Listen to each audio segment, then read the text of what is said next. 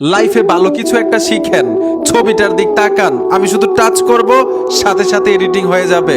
অনেক তো এআই দিয়ে এডিটিং করেছেন, এখন একটা ম্যাজিক দেখেন। এই যে দেখেন ভাই, পুরাই ম্যাজিকের মতো ছবিটা এডিটিং হয়ে গেল। শুধু একরকম আমি কালার দিছি, হাজার হাজার কালার দিতে পারবো চাইলেই। মানে সেকেন্ডে সেকেন্ডে আপনি ছবি এডিটিং করতে পারবেন ঠিক এরকম করে। সম্পূর্ণ ফ্রিতে এরকম ছবি কিভাবে এডিটিং করবেন হাতের মোবাইলটা দিয়ে আসেন স্ক্রিনে দেখাচ্ছি। এরকম ছবি এডিটিং করার জন্য ছোট্ট একটা অ্যাপ্লিকেশন লাগবে। গুগল প্লে স্টোরে চলে আসবেন, সার্চ বক্সে লিখতে হবে ফ্রি প্রিসেট। লিখে দেওয়ার সাথে সাথেই কাঙ্ক্ষিত অ্যাপ্লিকেশনটা চলে আসবে। লোগোটা দেখুন, এই লোগোটা দেখে এখান থেকে অ্যাপ্লিকেশনটা ইনস্টল করে নেবেন। আমি ইনস্টল করে রেখেছি, জাস্ট ওপেনে ট্যাপ দিব।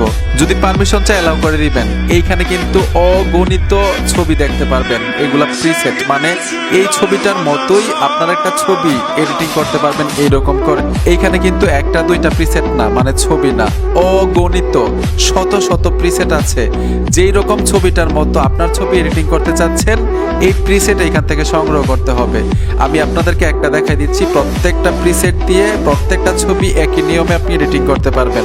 ধরুন এই ছবিটার মতো আমার একটা ছবি এডিটিং করব, এই প্রিসেটের উপর ট্যাপ দিবেন।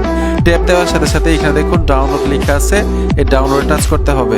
ডাউনলোড কমপ্লিট হওয়ার সাথে সাথে এখানে দেখুন অ্যাড টু লাইটরুম। প্রত্যেকটা প্রিসেট ডাউনলোড করার পরে আপনারা লাইটরুম অ্যাড করে নেবেন।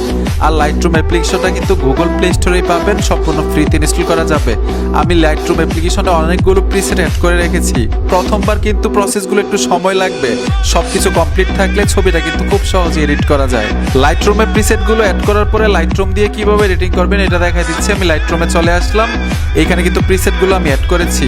এখানে প্লাস আইকনে চলে আসবেন, গ্যালারি থেকে আপনারা একটা ছবি এখানে দিবেন যে ছবিটাকে এডিটিং করতে চাচ্ছেন। আমি গ্যালারি থেকে একটা ছবি এখানে দিয়ে দিলাম। ব্যাক চলে আসবেন, এখন নিচে আসতে হবে প্রিসেটগুলো নেওয়ার জন্য। দেখুন আমি এই প্রিসেটের উপর ট্যাপ দিব।